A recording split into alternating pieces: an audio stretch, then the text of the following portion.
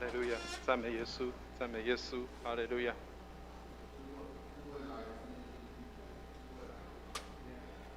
赞美主耶稣，哈利路亚。诗会。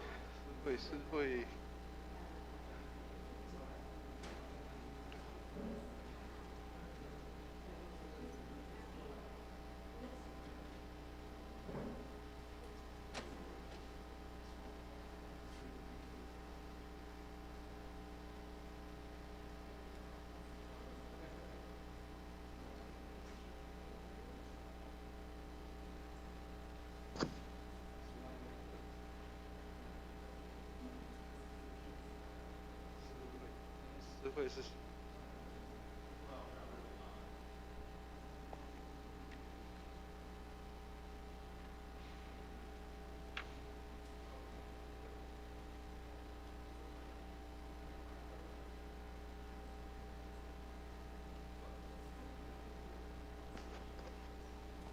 好是。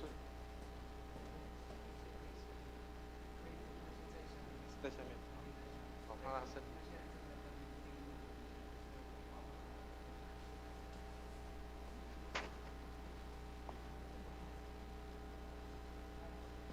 诗会来了，在楼下，等一下上来。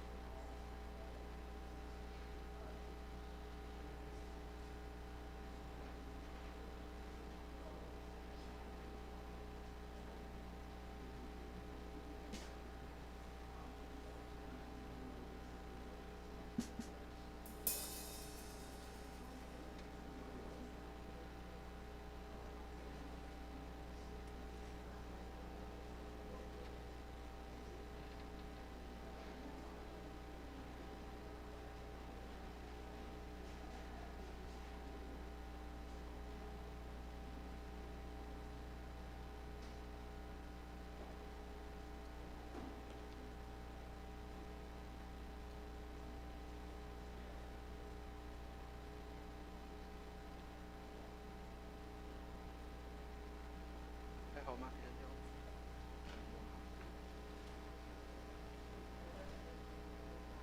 然后。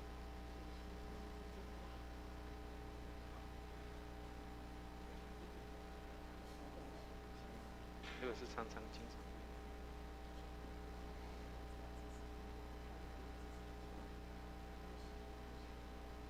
啊，换下去了。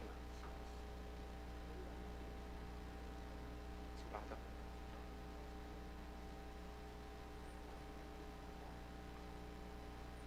那可能要练肌肉强。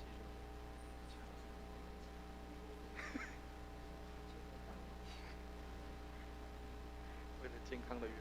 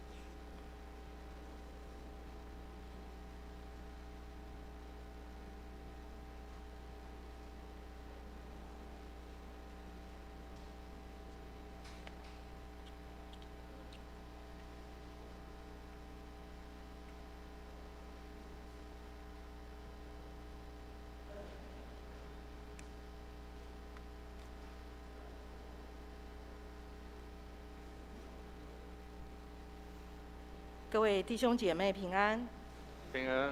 我们崇拜的时间已经到了，请续乐，我们一起唱《主在圣殿中》。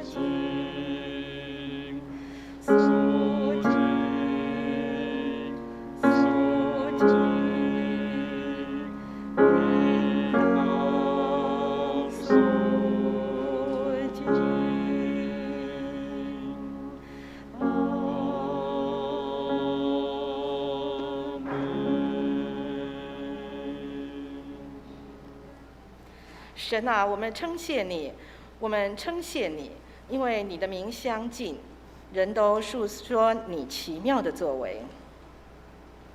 弟兄姐妹，我们低头祷告。主啊，我们亲近你，求你亲近我们。现在我们真心诚意来到你宝座的前面，要来敬拜赞美你，因为你是创造宇宙万有、统管一切的主。我们感谢你拣选我们，让我们能够成为你的儿女。我们愿意将认识你、爱你、服侍你，成为我们这一生中最重要的事。求你洁净我们的罪污，做我们生命的主，按你的心意来改变我们。求你加添力量，使我们能够有能力去爱别人，要爱别人像自己。恳求圣灵此时此刻充满我们，使我们成为恩典与真理的器皿。更恳求你来使用我们，让我们能够出去带领更多的人来跟从主。这是我们诚心的祷告，求主垂听。祷告奉耶稣基督的圣名，阿们。弟兄姐妹，我们现在来唱敬拜的诗歌《圣哉圣哉圣哉》，在心灵粮诗选的第44首。我们今天呢总共有4节，我们唱1、2、3节后，我们来做一个间奏，我们再一起来唱第4节，唱3节后间奏，再唱第4节。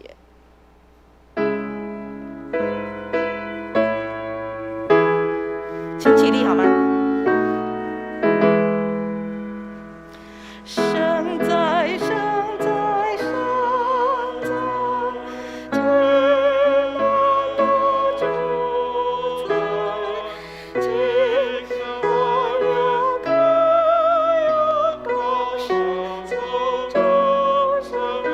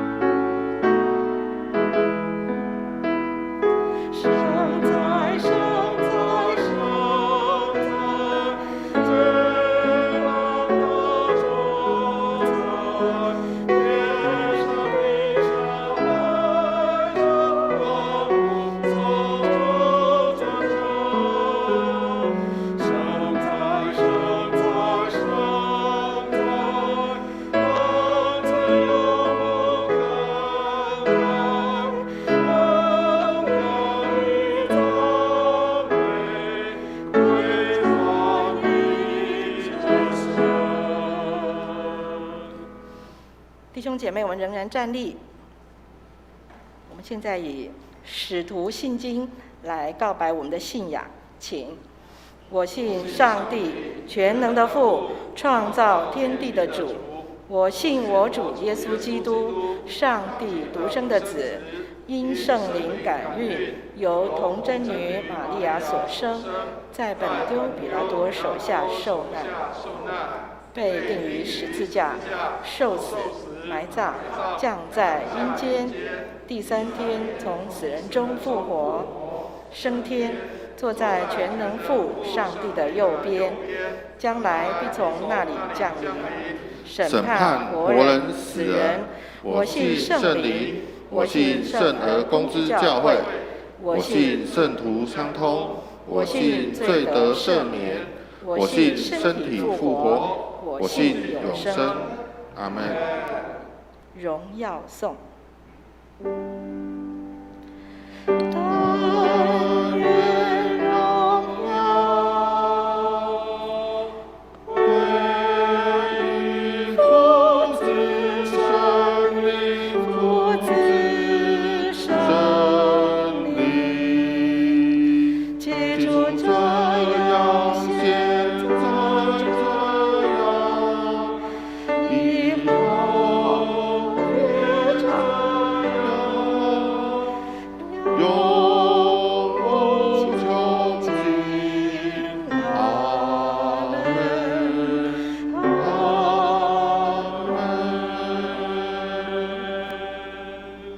请坐。我们一同来请今天的经文，记载在诗篇22篇第1节到第15节。我们以起印的方式，由思慧来起白色的部分，弟兄姐妹起黄色的部分。如果有和，我们一起读的时候是蓝色的字。你可以不用翻圣经，这样子呢，我们可以配合的比较好。诗篇22篇1到15节。我的神，我的神，为什么离弃我？为什么远离我？拒绝我安嗨的言语。我的神啊，我白日呼求你不应允，夜间呼求并不助声。但你是圣洁的，是用以色列的赞美为宝座的。我们的祖宗倚靠你，他们倚靠你，你便解救他们；他们哀求你，便蒙解救。他们依靠你，就不羞愧。但我是虫，不是人，被众人羞辱，被百姓藐视。凡看见我的，都嗤笑我。他们瘪嘴摇头说：把他们自己交托耶和华，耶和华可以救他吧。耶和华既喜悦他，可以搭救他吧。但你是叫我出母腹的，我在母怀里，你就使我有依靠的心。我自出母胎就被交在你手里。从我母亲生我，你就是我的上帝。求你不要远离我，因为急难临近了，没有人帮助我。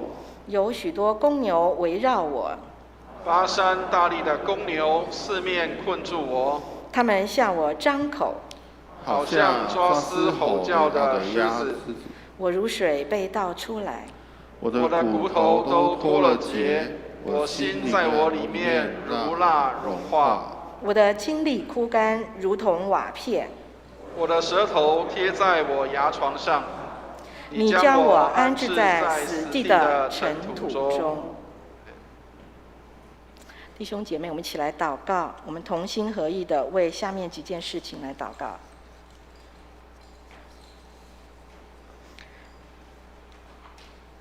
你可以参详我们的周报。主啊，我们为印度半岛国家斯里兰卡，愿基督信仰能够进入他们的生活文化中，他们国家的百姓能够更认识基督信仰来祷告。我们也为了台湾卫理公会北二教区的木栅卫理堂张约瑟祷告，为教会奉献充足，教会在当地更加得人，传道同工身心健康来祷告。我们为台湾行政首长及各级的官员来祷告，求主赐智慧与能力给执政掌权者，赐福给全台湾的人民。我们更为了我们台湾的下一代儿童及青少年能够受到完善的知识教育以及美好的品格教育造就祷告。我们现在同心为台湾第一线的防疫工作的医护人员、军警人员来祷告，愿主赐他们平安，让他们的工作都能够顺利。以上是我们同心奉我主耶稣基督之名祷告的，阿们。我们来同诵主祷文，请我们在天上的父，愿人都尊你的名为圣，愿你的国降临，愿你的旨意行在地上，如同行在天上。我们日用的饮食，今日赐给我们，免我们的债，如同我们免了人的债，不叫我们遇见试探，救我们脱离凶恶。因为国度、权柄、荣耀，全是你的，直到永远。阿们。现在请瑶珍姐妹来为我们攻读今天的圣经经课。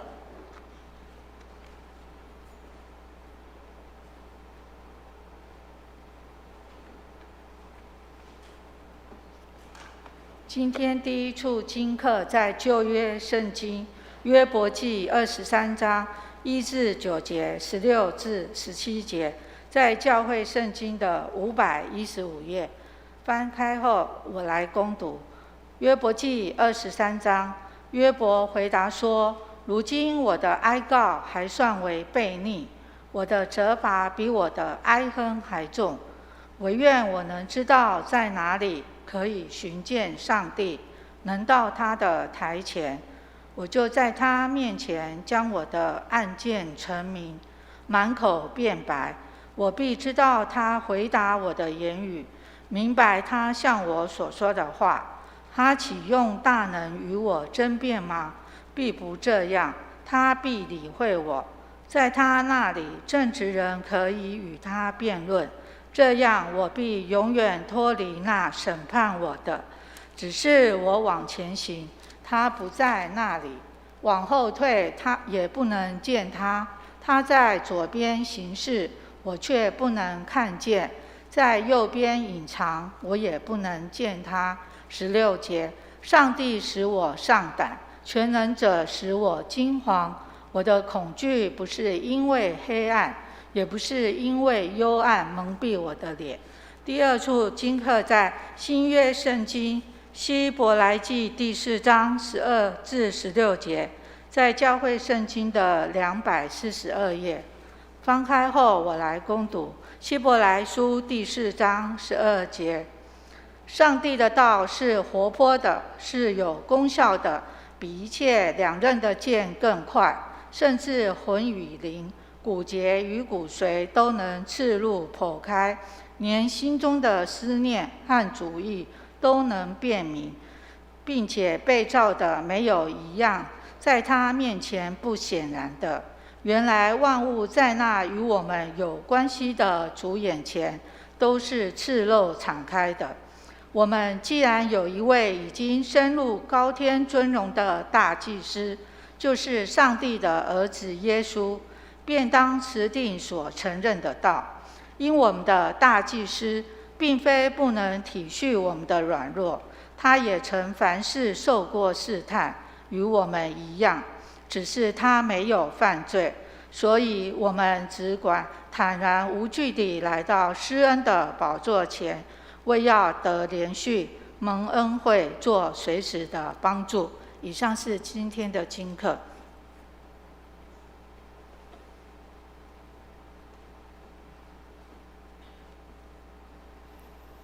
现在由我来为大家攻读马可福音第10章17到31节。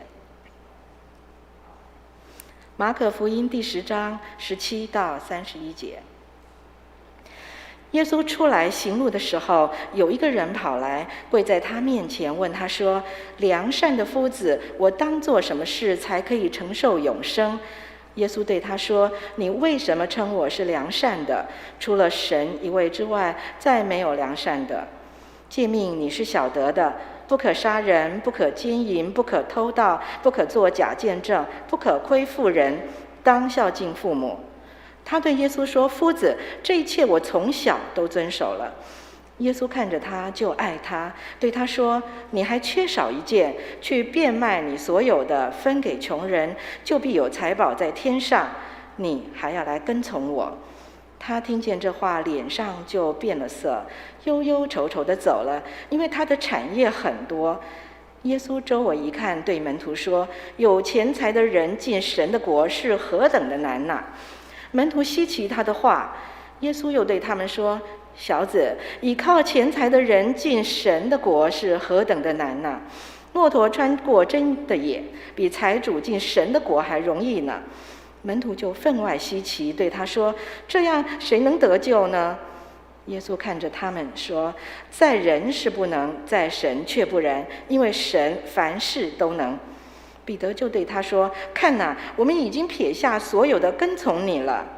耶稣说：我实在告诉你们，人为我和福音撇下房屋，或是弟兄姐妹、父母儿女、田地，没有不在今世得100倍的，就是房屋、弟兄姐妹、母亲儿女、田地，并且要受逼迫，再来世必得永生。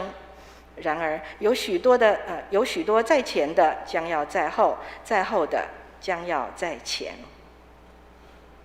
我们请蔡牧师来为我们证道：信耶稣得什么？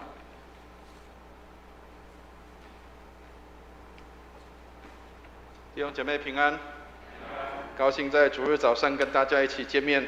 相信大家已经感受到，现在天气也渐渐的比较不一样了。过了中秋节之后，应该大家会感受到天气稍微也有点转凉了。但是也代表一件事情，表示这一年即将要过去了。所以我们会发现，其实时间过得很快。也许我们才觉得，好像今年初才刚过年的时候，突然间一过了端午，马上中秋又到了。中秋节一过，好像年底又要到了，甚至我不知道过了没有多久，我们又要开始来庆祝圣诞节。所以一年的时间其实很快的过去。当然，一年的当中，我们有很多的事情也发生，包括这2年当中，我相信大家应该最明显感受到的，就是因为疫情的影响，所以让我们有很多的事情是没有办法像从前一样那么样的自由，那么样的一个方便。但是这2年的当中，我们学到了哪一些的功课？一样，有的人2年当中他会觉得这是一个浪费时间的这样的时候，但是也有人会认为这2年是一个非常好的，可以让自己重新开始的机会。我们当中有很多弟兄，特别是男生，我们以前都有当兵的经验。各位知道，当兵2年的时间，有的人认为那是浪费时间，有的人认为那个是一个我不得已的，我必须要服兵役，我必须要尽这个义务，男生必须要去尽义务，所以我必须要去当兵。有的人认为2年是一个浪费的时间，但是也有人利用2年的时间，他学到了很多的功课。我的以前的连队里面是开汽车的汽车连，所以有很多的一些的阿兵哥，他也许去外面考驾照，他要花很多的时间，要去补习班，要去考试，真要花钱去的。但是如果能够在这2年的当中，他学会开车的技巧，而且用军照去换民照的时候，他就得着了那个驾照，而且又白白的可以不必要花钱就可以得到这样的一个恩典。所以2年的时间，有的人认为它是浪费，但是也有人认为它是一个恩典。所以愿上帝帮助我们，让我们能够知道我们怎么样利用这2年的时间，我们看到了什么，学到了什么，然后对我们人生当中有一些什么样的帮助，让我们能够来重新来思想。愿上帝帮助我们。所以愿上帝来祝福我们，让我们特别在今天也是一个很特别的日子，今天是国庆日所以大家可以在有的人也许早上就已经去升过国旗了，然后去唱过国歌，那甚至我们可以今天一起来做礼拜，这个是一个非常美好的事情。愿上帝来帮助我们，让我们能够来纪念在过去的时间我们的一些的前辈跟先烈们，他们所为我们付出跟摆上的。我们当中也有一些弟兄姐妹，他们的名字跟国庆日很有关系。我们的乔贝贝就是这个国庆日生的还有那个季庆节也是这个国庆日的所以愿上帝来祝福我们，让我们能够普天同庆举国欢腾。愿上帝来祝福，让我们能够跟国家一起生日，这是何等美好的事。开始前一样跟大家分享一个笑话，一个故事，只是一个笑话，但是我们也可以来思想，你会选择什么？有一个学生，我们说他叫小明。小明在课堂上的时候，老师就问他一个问题，老师就问他说：“请问智慧跟金钱，你要选择什么？”好，然后这个小明就跟老师说：“老师，我要选择金钱。”好，然后这个老师为了要教训他一顿，就跟这个小明讲说：“小明，你应该要选的是智慧，像老师就是要选智慧。”好，然后呢，这个小明就跟老师讲说：“老师，我知道，因为你缺乏什么，你就会想要拿什么。”听得懂意思吗？你缺钱，你就会想要钱嘛，对不对？但是你缺智慧，你当然就想要智慧啦。所以老师，你缺智慧，你需要智慧。但是亲爱的弟兄姐妹，我们会选择什么？对犹太人来说，他们认为有一些东西是会被拿走的，比如说我们在世上的金钱、我们的土地、房屋、田产，这些都会被拿走的，有一天都会不在。但是有一个东西是不会被拿走的，就是放在你里面的，放在你头脑里面的东西是不会被拿走的。所以亲爱的弟兄姐妹，愿上帝来帮助我们，哪一些是你最需要的，哪一些是你不会被夺去的。也许世界一切都会变的，但是你会选择那个不变的东西。愿上帝来祝福我们。好，我们一起来举起圣经来祷告，愿上帝的话成为我们的帮助和力量。让我们一起举起圣经，我们从圣经的话里面来看到上帝对我们的启示跟奥秘。我们一起举起圣经来祷告，一起念，请。这是我的圣经，他说我是谁，我就是谁。他说我拥有就拥有，他说我可以就可以。今天神的话要来教导我，我诚心悔改，我心里警醒，我灵谦卑受教，我就不再一样。奉主耶稣基督的圣名，阿们。我们刚刚提到今天是国庆日，那当然很多人会知道国庆日的由来，因为在1911年的10月10号的时候，这一天叫做辛亥革命。但是有很少人知道说，在同一年的时候，年初的时候，3月的时候，也曾经爆发过一个革命的事件，这个事件叫黄花岗事件。各位应该有听过黄花岗72烈士啊，很多人应该有听过这样的一个名称。所以为什么我们现在3月29号叫做青年节？为了要纪念这一些的先烈，这些的人，他们过去为国家的摆上。但是我们可能在历史课本上看过这些的照片，或甚至知道这些的名称，但是我们并不知道这个黄花岗72烈士里面有60%是基督徒。好，我要请大家看一下，这个是我看到跟查到的资料啊。上面有一些名字，可能搞不好也许有人有读过，包括像林觉民啊、方生栋这些，可能大家都听过。但是里面有几位，可能大家不晓得他们的原来的身份都是传道人，都是基督徒。好，里面有一个叫李炳辉，新州李炳辉，新州是哪里知道吗？新加坡，对，新加坡，他住新加坡，但是他的祖籍是在广东哈，他是这个祖籍是广东，但是他住在新加坡。李炳辉也是传道人，然后有一个在都兴这个地方有姓韦的4位啊，跟韦小宝同姓的那个姓韦的有4位，他们也是传道人，他们是广西人。如果各位看这个上面的名单，他们都有从你的祖籍从哪里，然后他们的名字都在这个上面。这72个人当中，除了他们以外是传道人以外，还有人是天主教徒，有一个姓劳的，劳工的劳，那个姓劳的，他也是天主教徒。所以你会发现有一些事情是基督徒是参与在其中的，他不是置身事外的。很多人常常认为说基督徒好像是不问世事，我们好像都是只有关在礼拜堂里面哈利路亚赞美主。很多人不晓得说基督徒其实我们在教会里面做礼拜，我们小组聚会，我们在讨论一些的事情的时候，很多一些的新的思想，一些的新的思维都是从这里面出来的。最早在清朝的时候，基督徒能够开始去接触到西方的思想跟文化，包括对民主的思想，还有包括对这个一些主义或是影响这些思考的东西，都是从教会里面开始做一些讨论跟一些的分享当中去出来的。所以千万不要去小看我们在周间或者是我们主日后的小组的聚会，在分享的当中，我们就会吸收到很多别人的不同的意见跟看法跟想法。所以当时在清朝很封闭的年代里面，在哪里可以吸收到很多西方的知识跟文化，或者是一些的思想跟观念，都是在教会的里面。愿上帝来帮助我们，让我们会看到，当信仰进到一个地方的去的时候，当信仰能够进到一个人的心里面的时候，将会带来一些的调整跟改变。我不是告诉大家说我们要像革命烈士一样去搞革命，不是，而是这个内在的革命是在我们心里面的。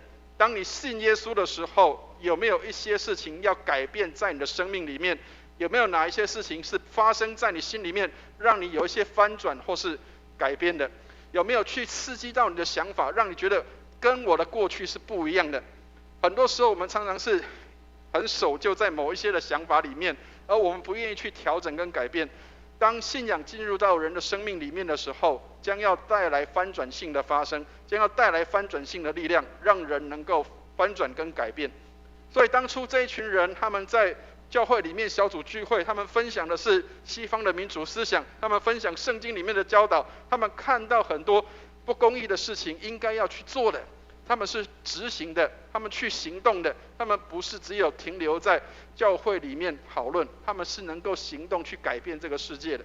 所以亲爱的弟兄姐妹，刚牧师提到的，不是叫你去搞革命，不是叫你去要做一些什么事情，你有没有看到哪些东西是你生命当中应该要调整要改变的？那也是另外一种革命，是你内心当中的革命，是跟你过去不一样的。原本我们的认为是这样，但是因为信了耶稣之后，我们的生命调整改变不一样。愿上帝来帮助我们，让我们可以从这些的先烈先贤的身上可以学到一些的功课。好，所以为什么牧师要特别先引这个言，是因为我们有很多的人叫做佛系基督徒。好，什么叫佛系基督徒？就是不聚会，不读经，不祷告，不敬拜，不参加小组聚会，然后不彼此相爱。但是我相信信耶稣，我神。所以有很多的人，他以为说很自然的就会可以上天堂得永生，哇，好像这个就不用任何的一个改变或是努力。亲爱的弟兄姐妹，信耶稣不是叫你等着上天堂得永生，不是只有这样，而是让你知道信耶稣，你的生命需要调整跟改变的。过去我不跟人接触的，过去我不跟人家有连结的，然而我在现在我信了耶稣之后，我的生命跟过去是不一样的。别人的事情也会成为我的事情，别人的需要也在我的生命当中，我能够帮助的，我能够帮助别人，我就与人有了连结的关系。所以愿上帝来帮助我们，让我们不是成为一个佛系的基督徒，而是能够真正成为跟随主的门徒。所以我们在卫理公会，我们在这几年当中，我们有一个标语叫做彻底的门徒，意思就是我们要成为一个认真的跟随主的门徒，而不是只是当一个佛系的基督徒，等着上天堂得永生，不是这个。愿上帝来帮助我们，让我们能够从我们今天要看的经文里面学到一些的功课跟帮助。好，所以我们要来看的是今天的经文里面发生一件事情，有一个人，这个人是一个少年人。如果我们看其他的福音书的话，圣经里面有3卷福音书叫做对观福音，马太、马可跟路加这3卷叫做对观福音，或者是叫做福类福音。所以当我们看到一个事件在某一个福音书里面的时候，从其他2卷的福音书也可以看得到同样类似的这样的记录。所以今天我们所看的这个经文里面，这个人是一个少年人，而且如果我们从经文的脉络来看，他是一个有钱的人。但是如果从其他的福音书里面来看的话，他不但是一个有钱人，而且他是一个少年的官。所以他年纪很轻，而且他又是有地位的，他是一个官员，然后他又拥有很大量的金钱。所以这个人是一个我们现在叫做人生的胜利组，因为他一出生就是在一个好的环境跟家庭的里面。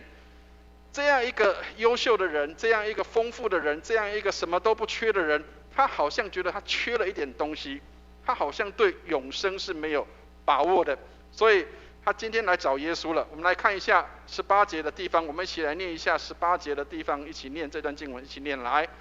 耶稣对他说：“你为什么称我是良善的？除了上帝一位之外，再没有良善的。”亲爱的弟兄姐妹，我们现在常常讲好或是良善，我们讲得很顺口，很简单。但是对犹太人来说，好这个字眼其实是很不容易的。它的音叫做豆腐，有点像我们现在讲豆腐那个音啊。但是它那个豆腐是什么意思？是好的、美善的，是平衡的意思。所以在圣经里面，他们提到好这个字眼，都是用来形容上帝，上帝是好的，所以用好这个字来形容上帝。所以人是罪人，没有人能够被称为是一个好的人。但是今天这一个少年人，今天这个有钱的少年人，他来找耶稣的时候，他说良善的夫子。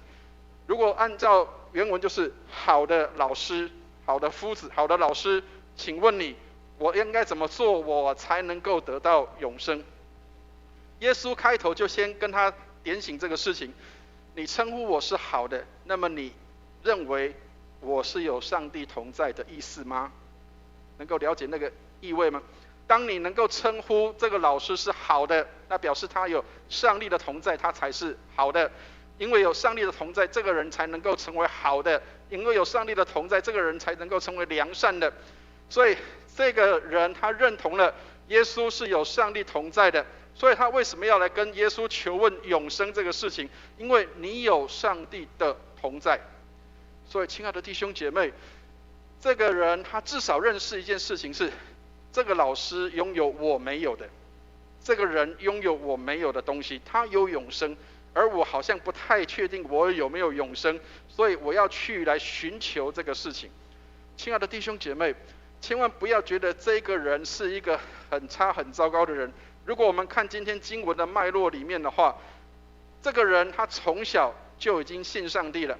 如果我们从这个经文来看的话，他不但从小，而且耶稣告诉他说律法的事情，他说我从小都遵守了。你可以想见一个事情是，他并不是一个没有信仰的人，他有信仰丰富，他甚至有钱，但是他不太确定我到底这样信的是不是对的。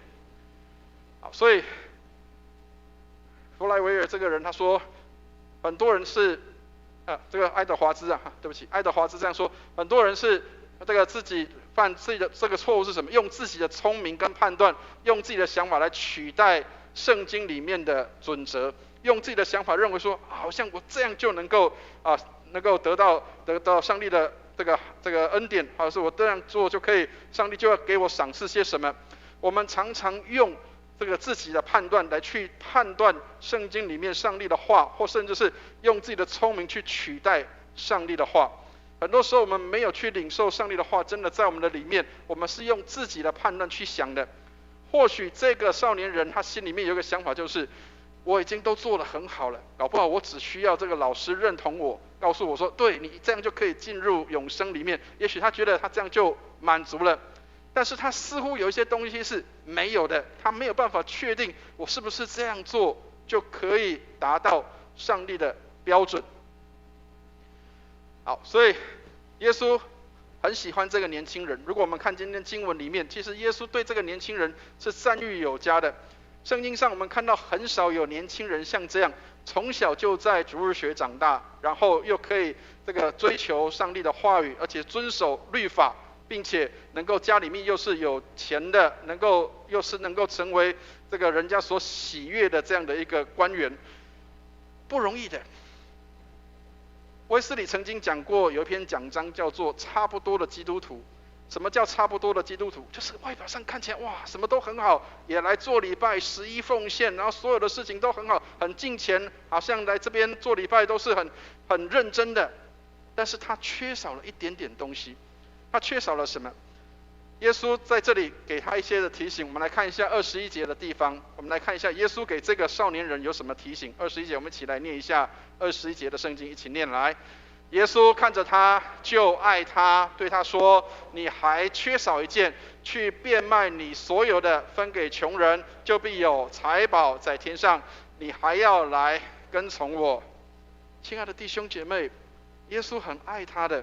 圣经上很少提到耶稣很爱哪一个人，但是这里说耶稣看着他就爱他，他从小就遵守这些律法。他说我从小就遵守了，我小时候我就遵守这些。耶稣说你还缺少一件，缺少什么？他说你要去变卖你所有的，分给穷人，要去变卖你所有的，把你所有的一切都能够付出去给穷人。他说有财宝积在天上，然后他说你还要来跟从我。去跟来之间有一个奥妙的地方，就是耶稣要他把他所有的一切能够给出去。很多人看到这个地方的时候，会觉得信耶稣是不是很严格，一定要把所有的钱财跟财宝全然的给出去？各位，其实这是一个误解。我们很多时候常常认为说，哇，好像我要全然的这样的给出去，那我是不是所有的都没有了？并不是这样，而是你看中了什么，你比较轻视些什么。耶稣曾经讲过这样的比喻，他说一个人不能侍奉两个主，你不是看重这个就是轻这个，你不是看重这个就是轻忽那个，所以你不能够两个都并重的，你一定有一些东西是你必须要去看重的，然后有一些东西你就必须去稍微撇弃的。所以耶稣告诉这个少年官说，你缺少一件，去变卖你所有的，分给穷人。当你变卖这一切的时候，并不是表示你所有一切都没有，不是，而是你不再去看重跟注意到你的所有的财产的问题，不再去注意这些，它不是你生命当中最重要的了。然后他说，你有财宝会积在天上。当你去照顾穷人的时候，当你去把这一切的财产去分给穷人需要的人的时候，那么你就会累积你的财富，真正的财富，在天上的财富，在天上。然后耶稣说，你还要来跟从我。马太福音里面，耶稣曾经讲过说，我们要累积的是天上的财宝。那什么样是累积天上的财宝？用我们在这地上的这样的一个金钱，或是用我们在这地上的所有的资源，能够去帮助有需要的人。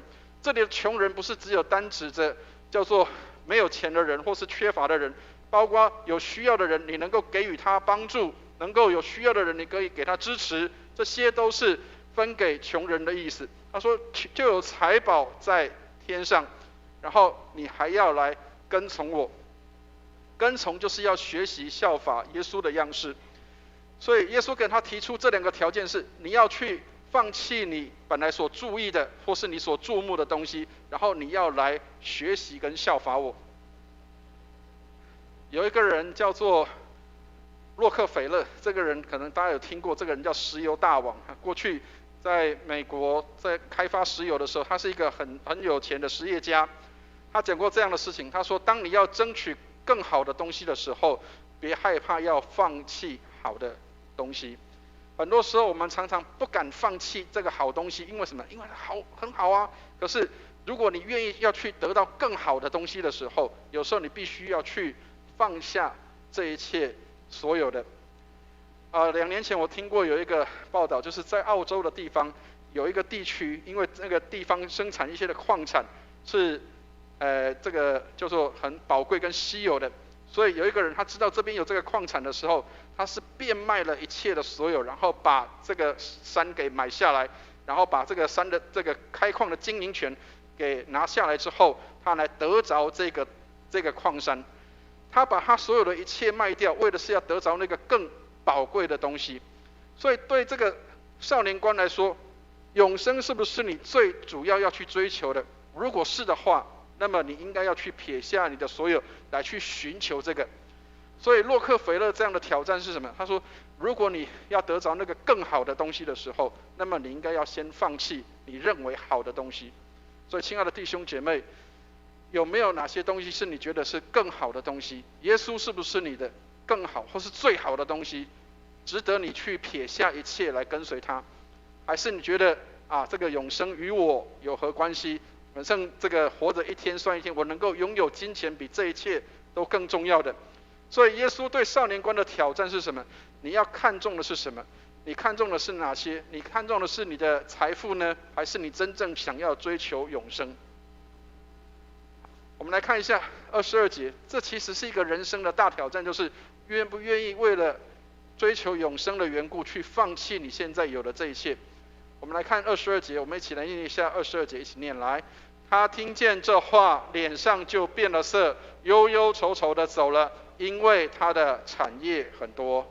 亲爱的弟兄姐妹，产业很多，要我放弃太困难了，要我放下太困难了。我知道永生很好，但是要我放弃我所有的一切来换永生，我觉得我做不太到。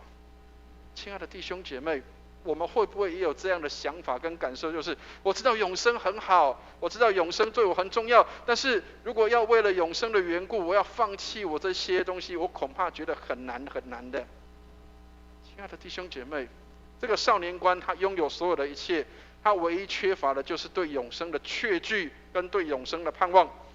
各位知道，在过去中国有一个很有名的皇帝叫做秦始皇，知道吗？他拥有天下的时候，他拥有一切的时候，他说什么？他要去找那个永生长生不老的药。所有的人都希望拥有所有的一切的时候，仍然能够得着那个叫做能够永远不死的这样的一个美好的祝福。亲爱的弟兄姐妹，永生不是代表我们都这个身体不会死去，或是我们的身体是好像永远的活着，不是时间跟空间的无限延长，而是我们的生命，我们的生活是有意义的，是有盼望的，因为有上帝与我们同在。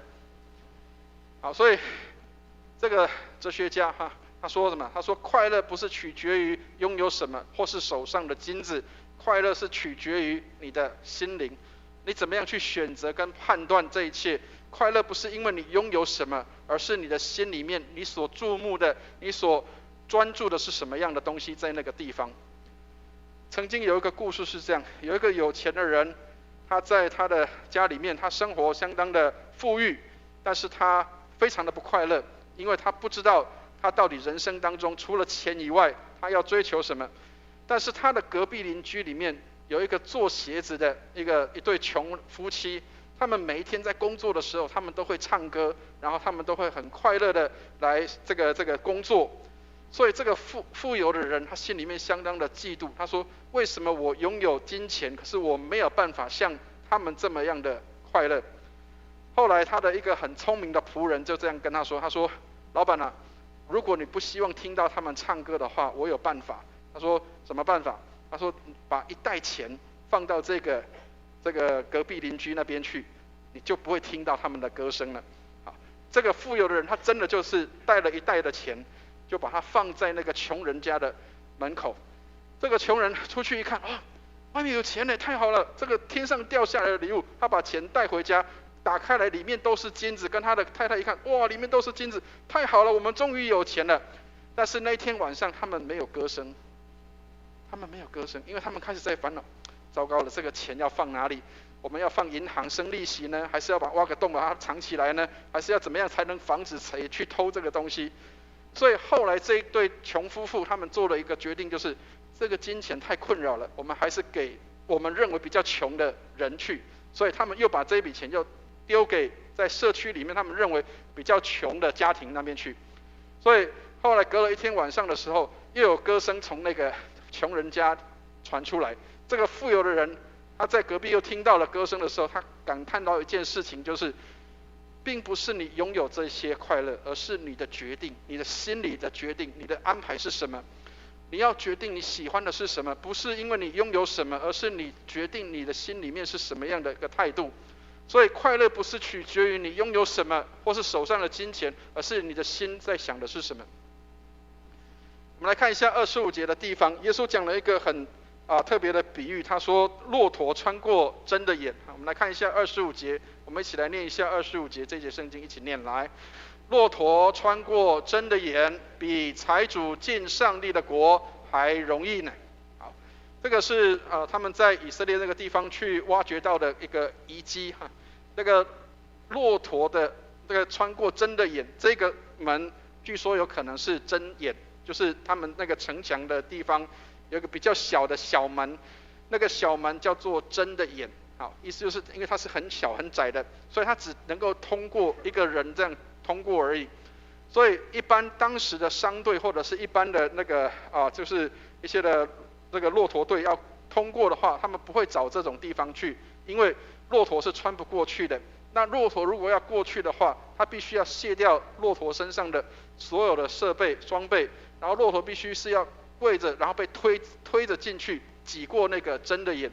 所以他说，骆驼穿过针的眼，比财主进天国还要容易。骆驼要穿过这个小小的门，都已经是不容易的事情。耶稣说，骆驼穿过针的眼，比财主进上帝的国还要容易。意思是什么？当这个骆驼要进这个门的时候，他必须放掉他所有的一切，才能够进去。所以你要通过这个门，亲爱的弟兄姐妹，耶稣在其他福音书里面提到什么？他说，天国是窄的，路是小的，所以你要走进去，你是要进的是窄的门，你要进的是窄的路，而不是要进一个宽大的门。所以意思就是，当你要进去的时候，你必须放下一切的所有，你才能够进到这里面去。所以亲爱的弟兄姐妹，骆驼要穿过针的眼，他必须要放掉他所有的一切，才能够进去。有哪些东西是拦阻你，让你卡住，以至于你不能够进到神的里面去的？这些是我们需要去思想的。哪一些东西是我们身上扛着的、背着的，或者是拥有的东西，以至于卡住，让我们不能够进到神的国里面去的？所以他说，骆驼穿过针的眼，比财主进上帝的国还要容易。意思就是，当你如果不愿意放掉这一切的时候，你很难进到上帝的国里面。所以约翰一书里面提到这样的事情，不要爱世界和世界上的事，人若爱世界，爱父的心就不在它里面了。如果我们选择爱世界，那么我们恐怕就会选择不要上帝的路，以至于我们就不愿意走上帝的路。所以世界指的不是指这个环境，自然环境不是这个，而是指世界的方式、赚钱的方法，或是世人的做事的方式、态度，这些东西不是我们所要去追求的。耶稣要我们去看到一个事情是，不要去爱这个世界的东西，这一切人所追求的东西。当你去投入在这里面的时候，爱父的心就不在你的里面了。所以有哪些东西是拦阻你进天国的？有哪些东西是拦阻你进那个门的？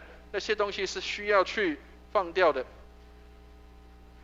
所以有人这样说，有一天你要拿着天国的单程票，无法携带任何的行李前去，一切都要靠你永恒的储蓄。你累积了什么东西在天上，而不是你要带着钱财进去。对这个少年官来说，他也许期待的希望就是，我能够把我的钱财、把我的金钱一起带到天上去。我希望我可以把我所有的这一切一起带到天上去。但是耶稣告诉他说，你如果不愿意放弃这些，你将不能够进到永生里面去。所以有一天我们会拿着天堂的单程票，永远无法携带我们任何的行李前去，一切都要靠我们在永恒当中的这样的积蓄。你要累积的是什么？你要累积的产业是地上的金钱，或者是在天上的那个永恒的不变的产业。所以彼得跟这些的门徒，他们就很多的一个疑惑，就是如果有钱人都进不了天国的话，那我们怎么办呢？我们这些人怎么办？所以28节彼得就对耶稣讲说，他说我们已经撇下一切所有来跟随你，那么我们要得什么？28节我们来念一下28节一起念28节，一起念来。彼得就对他说，撇下所有的跟从你了。彼得这些门徒们，他们本来也有自己的工作，他们也有自己的生活。12门徒里面不是他们都闲闲没事，他们也有自己的生活。彼得跟雅各、约翰他们本来是打鱼的，耶稣呼召他们的时候，他说来跟从我，我要叫你们得人如得鱼一样。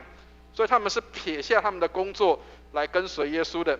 另外有一个人叫做利未，他本来是做税吏的，耶稣呼召他说来跟从我的时候，他放弃他的公务员的工作，他来跟随耶稣了。所以跟随耶稣，很多人都撇下一切所有要来跟随耶稣，那他们就会惊讶说，那到底我们要得什么？如果富有的人，他们在这地上好像是蒙上帝祝福的人，他们都进不了天国，那我们能够得什么？我们来看一下，这个是一个蔡颂辉牧师他画的一个漫画。跟随耶稣也许是要付代价的，但是不跟随耶稣也要付代价。当你跟随耶稣的时候，你要付上的那个十字架，背上的十字架的代价，或许很沉重，或许你要放弃很多的事情。但是如果你不跟随的时候，你也会发现有很多的代价是你要去付的，因为你不知道你的路往哪里去，你不晓得你的方向在哪里，你不知道你的目标在什么样的地方，我能不能够得着那个永恒不改变的？所以无常的今世是暂时的，能够确定的天家是永恒的。亲爱的弟兄姐妹，我们除了拥有这世上的一切以外，我们是否能够确定我们有一个永恒的确据，就是我能够真正的能够进到神的国里面去，我能够有主的同在，有上帝与我同在。所以我们常常在以前相信很多人看过在那个台湾的电线杆上面，常常会有这个叫做天国近了，或者叫做信耶稣得永生。我不知道大家有没有看过这些的标语。信耶稣要得着的是什么？信耶稣要得着的是什么样的东西？哪些东西才是你认为是最宝贵的？世界的东西有一天会过去的，确定的天家才是永恒的。你能不能够确定在将来的那个时候，我能够有这样的确据，我是在父上帝那里的？所以今天的经文里面有一些东西让我们可以学习的。第一个，不是夸耀自己，而是夸耀基督。我们常常在世上夸耀的是我们拥有什么，或是我们做什么，或是我们好像得着些什么样的东西。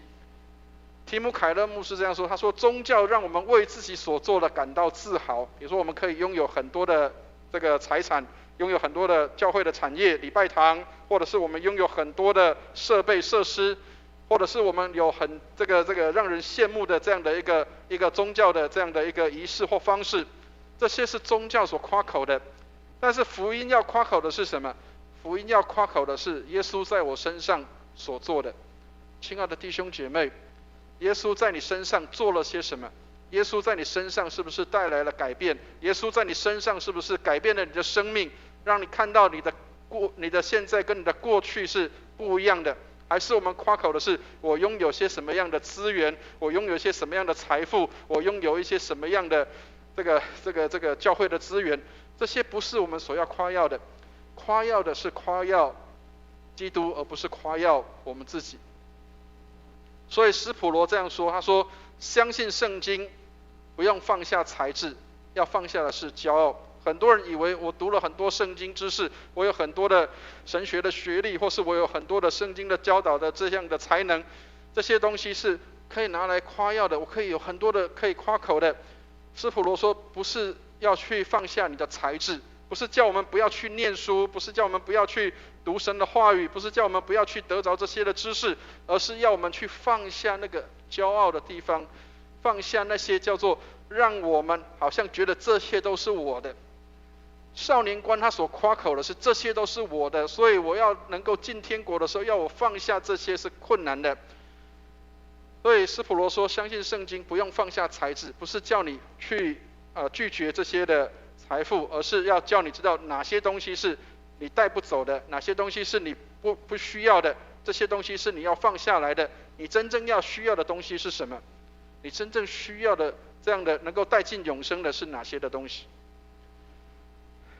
所以弗莱维尔这个牧师这样说，他说只要亚伯拉罕的信不在你的心里跳动，就算亚伯拉罕的血在你身内流动也是没有意义的。很多犹太人会夸口说我们是亚伯拉罕的子孙，所以我们是可以得着上帝的拣选，我们是选民，我们是可以进入神的国里面的。但是弗莱维尔这样说，他说只要亚伯拉罕的信不是在你的心里面的话，就算亚伯拉罕的血在你的身上流动也是没有益处的。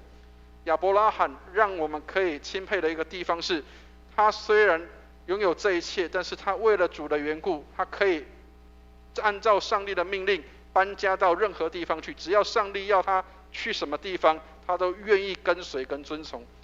亲爱的弟兄姐妹，亚伯拉罕对上帝是无条件的相信跟完全的摆上。我们里面是什么？我们里面对上帝是完全的摆上，还是我们想要拥有很多东西，然后不要上帝，或者是甚至是这个不愿意跟随主的命令，然后只要我自己能够满足就好了。愿上帝来帮助我们。亚伯拉罕的信如果不在我们的里面，就算有亚伯拉罕的血也是没有益处的。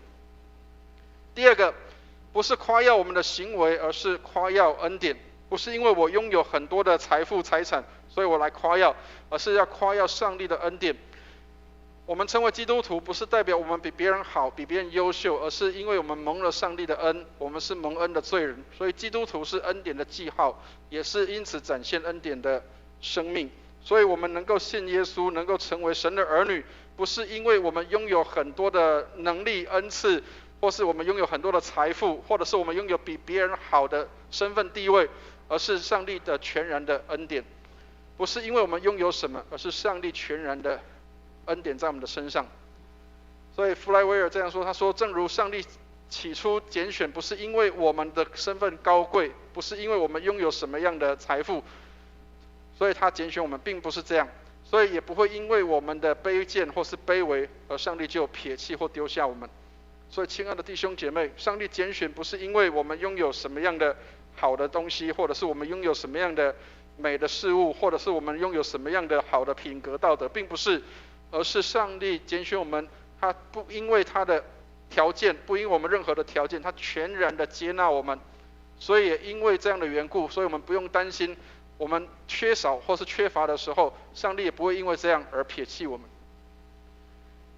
所以基督教的信仰是一个恩典的信仰，基督徒的行为也是一个感恩的行为。我们所有的一切都是为了感谢上帝而给予的，不是因为用这个来夸口说，哇，我好像能够来得着很多的这个跟上帝来交换条件一样，好像我用这个来跟上帝交换，我可以进天国的这样的一个条件，并不是。基督教的信仰是一个恩典的信仰，基督徒的行为也是一个恩典的行为。不是我们能够夸口自己说好像我拥有什么，所以我进天国，并不是这样，而是我们在上帝的恩典的当中。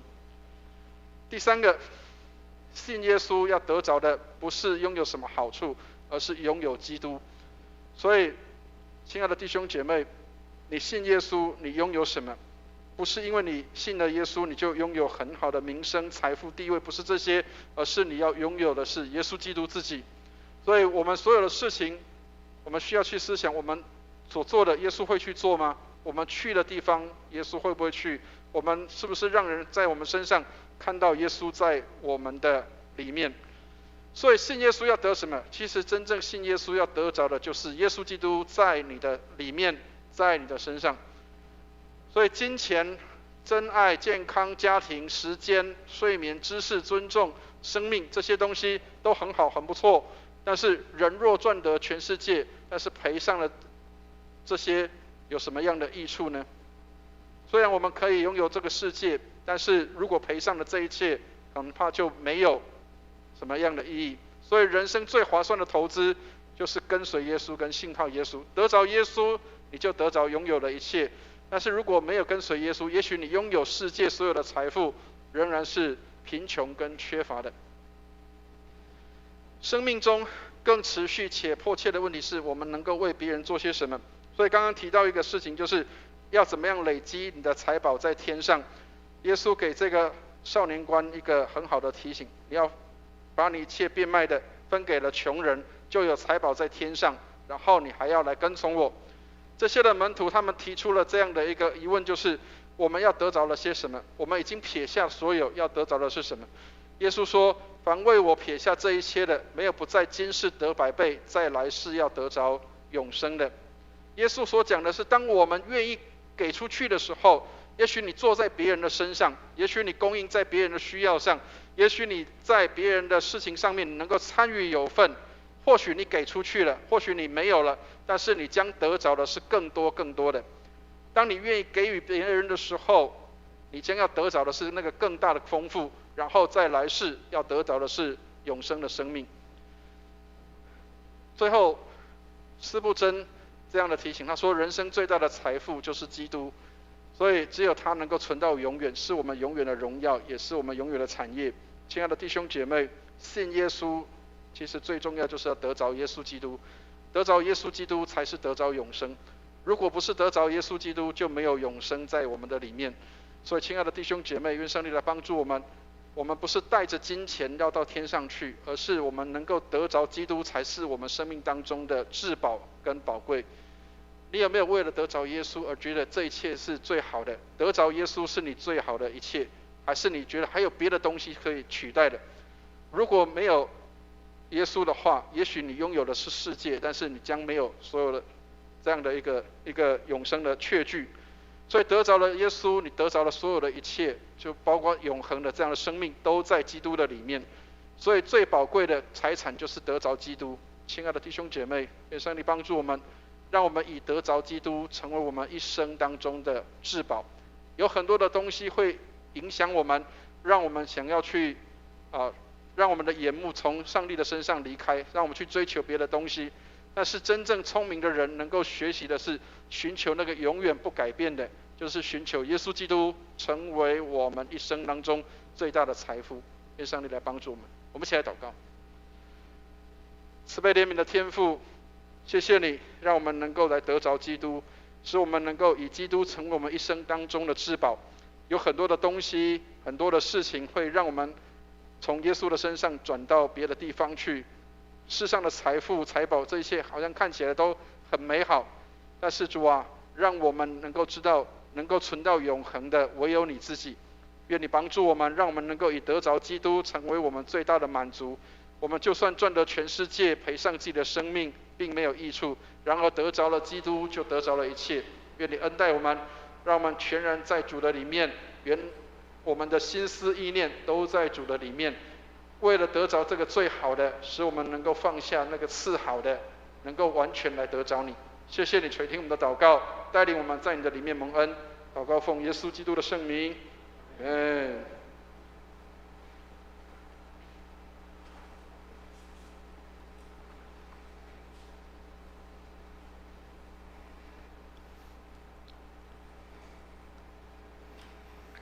谢谢牧师给我们的勉励。刚刚牧师在讲的时候，我想到那个俄国大文豪托尔斯泰，他有一个很好的短篇小说叫《人到底需要多少土地》。大家有兴趣的话可以去找来看，是非常有意思。他有另外一个故事叫《3个小魔鬼》，这都跟我们基督徒的信仰有关系的。大家有机会的话可以去Google 来看看啊。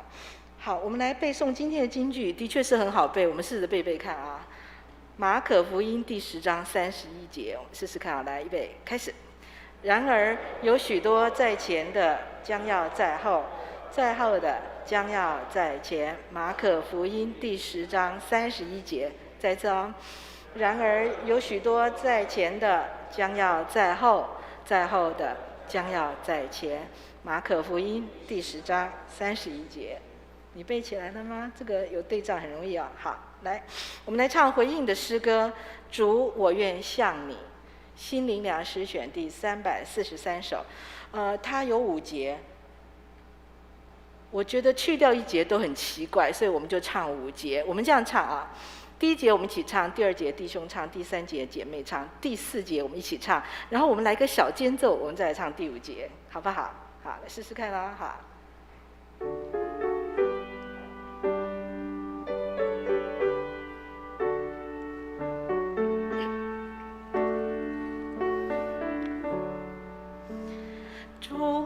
像你荣耀的救主，这是我所求，是我所梦。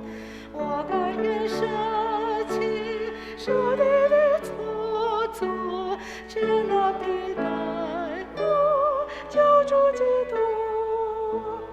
主，我愿像你，主，我愿像你，荣耀的救主，像你模样，像你的甘甜，像你的坚贞，在我的中心跟你心相。弟兄们，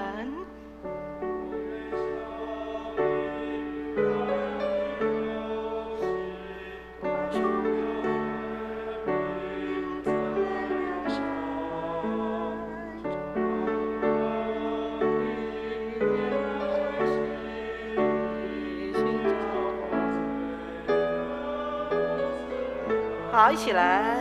主，我愿像你，主，我愿像你，荣耀的救主，像你模样，像你的甘甜，像你的坚贞，在我的中心跟你心。来，弟姐妹，主，我愿像你那样的人来，圣洁谦卑，人无声，温和着接受凶恶的苦害，你自受痛苦，世人的救。一起起来，主我愿向你，主向你，荣耀的救主，向你模样，向你的甘甜，向你的见证，在我的中心，可你心下，一起来大声的唱，主我愿向你，如今将日久，我愿付代价跟随你行，将我的损失和我的所有完全献给你，不再拘泥。向你，主愿向你，荣耀的救主，向你模样，向你的甘甜，向你的见证，在我的中心，跟你心相。好，一起来看一下歌词啊。主我愿向你，主我愿向你，荣耀的救主像你模样，在我中心刻你形象。我们一起来唱第5节。愿向你转达我祈求，倾心自充满我心，使我做圣殿，对你的居住，使我的生命像主我愿向你，主我愿向你，荣耀的救主，像你模样，像你的甘甜，像你的见证，在我的中心，可你心相。现在我们要做基督徒的奉献，请司献同工到台前来。万物都是从主而来，我们把从主而来的献给主。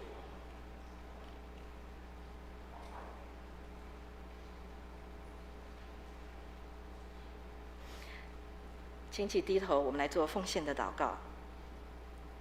赏赐丰富的主，万物都是从你而来，我们把从你而来的献给你，尽我们的心思、我们的力量来奉献金钱，愿教会能够用于各样事工及宣扬福音之上，能够使用合宜，荣耀你的圣尊名，让众人得着益处，复兴教会。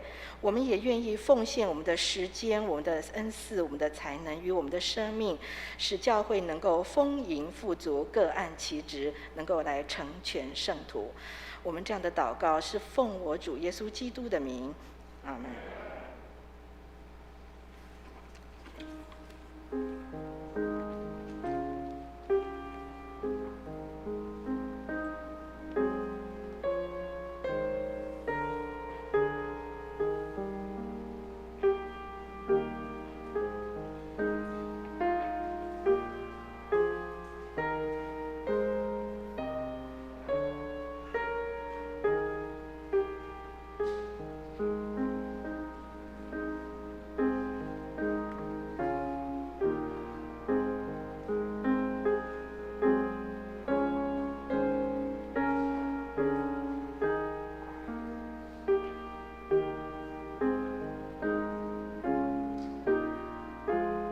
弟兄姐妹，请起立，我们唱《向主献成歌》。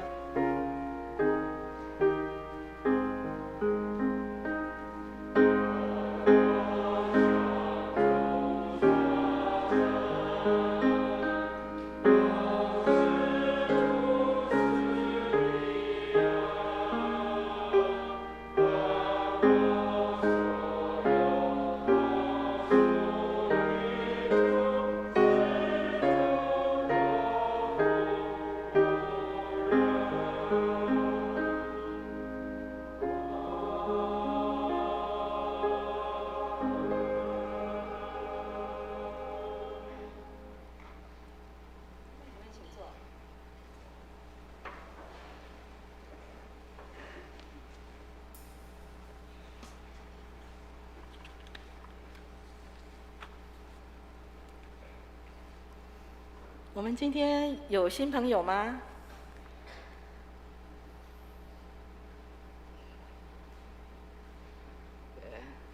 是你女儿吗？请问戴帽子跟这个我有没有？黄姐是以前在广西路的时候有来过。哦 ，OK， 黄姐，我想起来了哈。啊。这要比较老一点的原住民和比较老一点的会友才知道他哦。好，那我们待会可以跟他向他问好，很久不见了哈。好，我们一起来唱《我们成为一家人》，请坐在原地唱就好。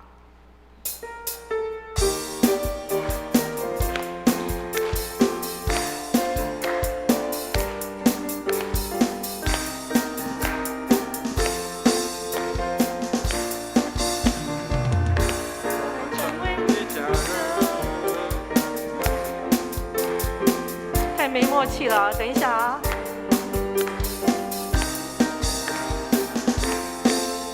好，一起来。我们成为一家人，因着耶稣，因着耶稣，成为神儿女。我们成为一家人，因着耶稣，因着耶稣，成为神我的子民。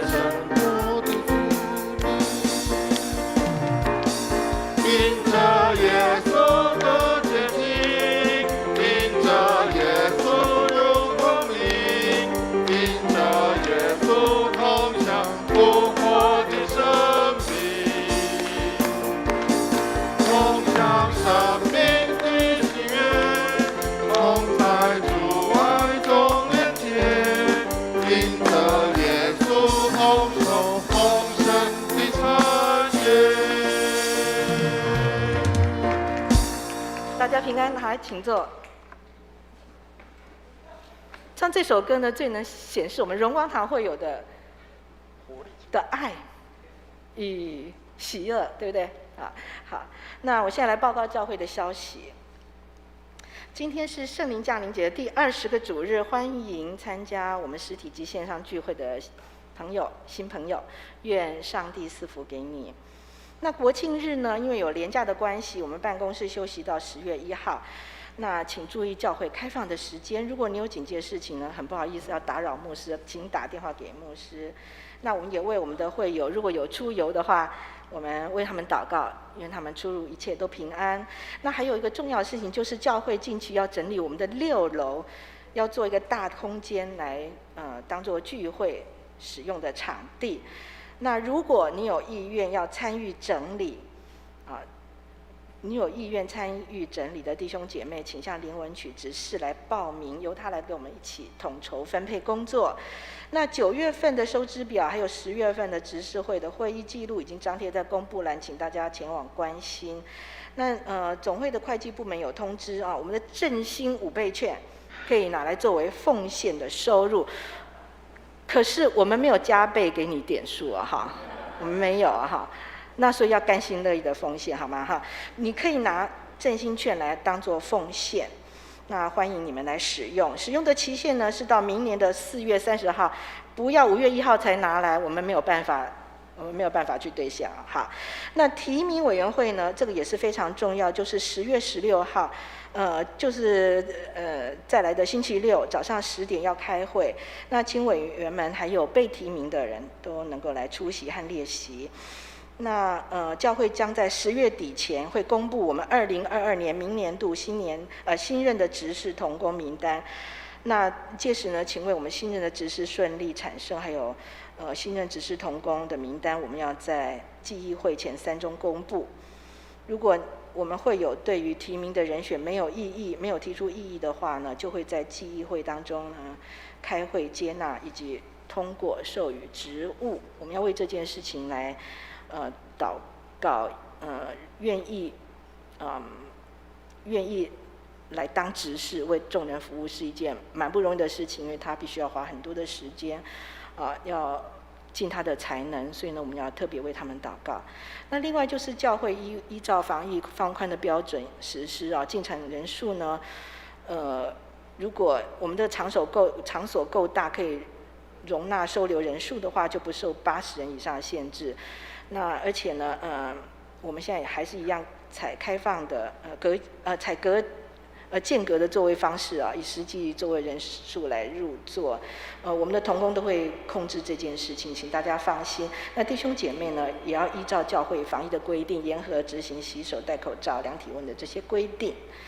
那我们的诗班呢，这边说10月份可以戴口罩练习及服侍那我们已经有5个月没有练诗喽，弟兄姐妹那过去如果你没有参与，你很想参与的话呢，欢迎我们开始的时候你再来。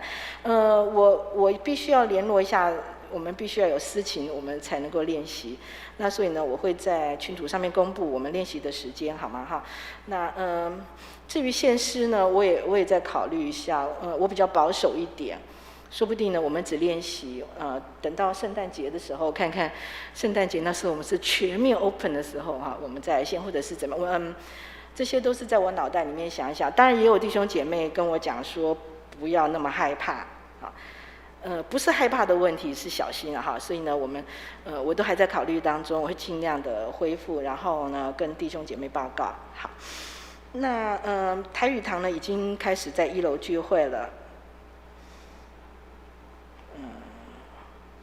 还有就是洗礼我们的洗礼是在圣诞节。那事前呢有造就班，请弟兄姐妹，如果你愿意要受洗的，还有转入会籍的这些弟兄姐妹，你都跟蔡牧师来报名。我们11月7号就下个月第1个主日呢要开始开课。那成人主日学已经恢复上课了，那所以呢，请弟兄姐妹来注意，我们待会是11点30分准时的开始。那其他的事情我就大家一起你们自己看自己的周报那肢体消息就是为了施打疫苗的会友呢，能够在过程中有平安。大家都打疫苗了吗？1剂都没有？1剂、2剂？好，我只有打1剂，因为我快要变成孤儿，因为我打的是莫德纳好，没有关系，我们一起都来祷告。如果呢你轮到你的时候，请赶快去打那帮助我们的国家能够冲到那个普及率好，那我们也为身体不适的这些弟兄姐妹的祷告。我们待会儿呢就可以在我们的默祷当中为他们祷告。好，那就牧师，好，我们把时间交给牧师。弟兄姐妹牧师这边补充报告一下，就是有关6楼的使用那因为我们礼拜堂总共有7个楼层，那6楼是目前是一个就是空间上面我们正在处理的部分。那所以请弟兄姐妹为我们的6楼的使用来祷告。我们希望可以把6楼把它开放成为一个比较中型的礼拜堂的样式。那但是我们因为有很多的东西是还堆在6楼的地方，那这是不得已的，因为最早是总会希望把6楼能够做总会的办公室使用，那后来总会放弃这个安排，那全权交给我们的荣光堂来做处理。那所以我们现在的处理的方式是希望把6楼能够改成为一个聚会的空间。所以6楼的部分的话，请弟兄姐妹来关心。如果愿意的话，我们在这一周就是要来的礼拜6，就10月16号的早上9点钟，我们的文曲执事，因为他刚请我代替他报告，就是早上的9点钟他就会在6楼的地方会等大家。那如果有弟兄姐妹愿意能够来服侍，来协助我们整理6楼的空间的话我们期待能够在这个时间来，然后来一起来做整理。我们期待能够在明年的1月1号，我们就可以正式的启用这个6楼的这个会堂的地方哈。那因为这个是一个蛮大的空间，那至少可以如果是折叠椅的话，至少可以有100到150个人的位置啊，是一个相当大的空间。所以我们期待我们能够为我们的教会能够再有另外一个副堂在那个地方可以做礼拜的使用，或是其他的聚会的使用。所以请大家为我们的6楼的规划，还有为我们的设备安排，还有这些的设备的这样的一个购置来祷告。谢谢。我们感谢主赐给我们这块佳美之地，我们要好好的利用它。那弟兄姐妹，请起立，我们来唱3-1颂。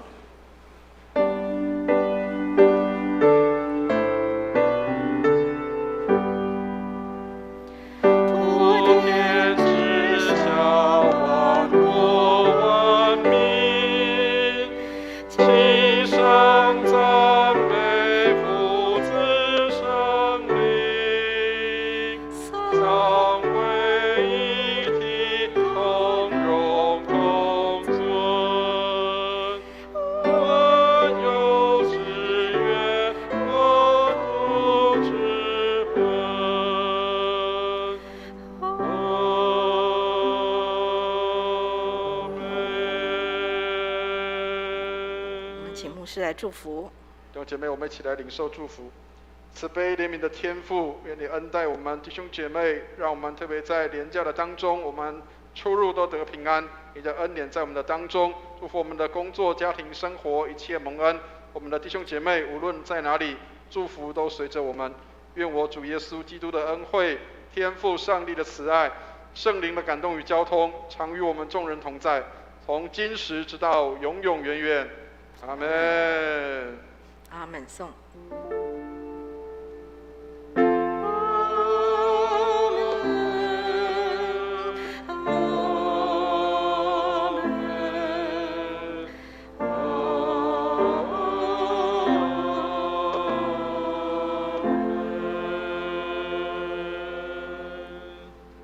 请坐。